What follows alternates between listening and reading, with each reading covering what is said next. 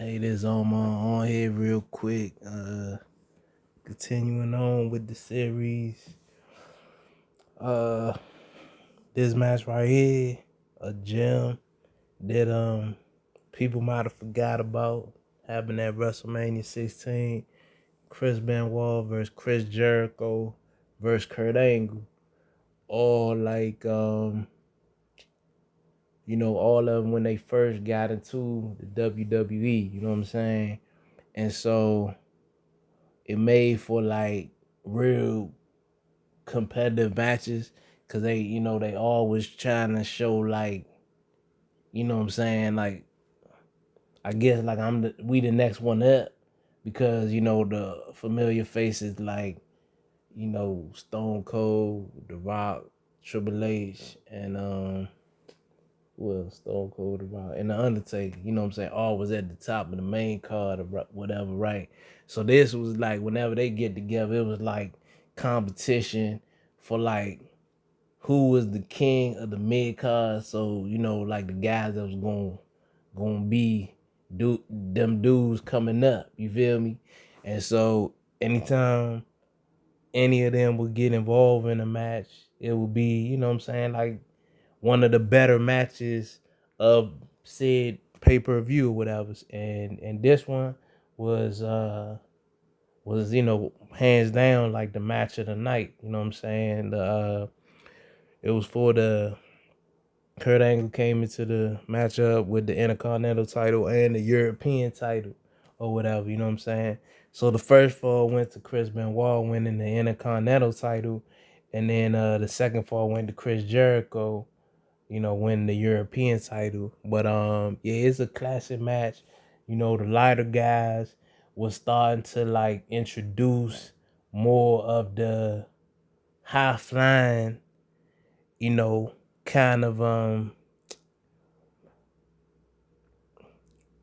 I don't want to say like luchador style from the Mexican style, but it's like they just started like taking more chances or whatever. You know what I'm saying? Like Chris Benoit had that thing where he would come over the top rope and like try to slam his head in somebody's rib or whatever. You know what I'm saying? Chris Jericho had the moonsault or whatever, and I think did he call it? Nah, was that the moonsault? It was something else. I might be calling that shit. I might be calling that shit the wrong.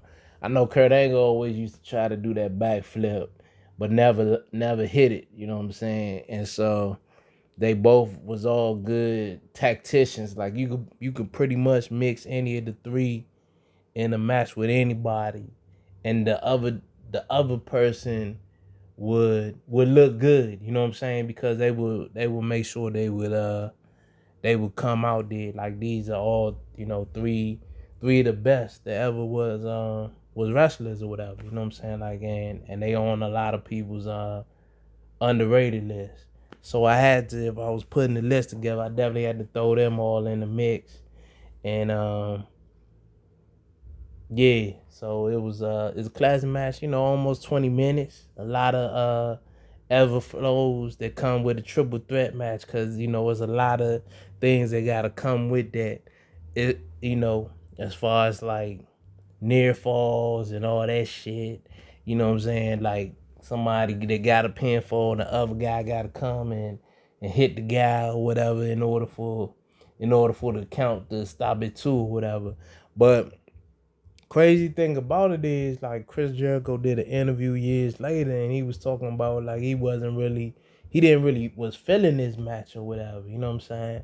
But like for the viewer that looked at the match and then you looked at the overall that the card that they had, it was like, yeah, hands down, this was, y'all put on the match of the night. You know what I'm saying? So I was saying, yeah, for one of the ones that's kind of been, like swept under the rug, is kind of forgotten, and it was this one, Jericho, Benoit, and Angle.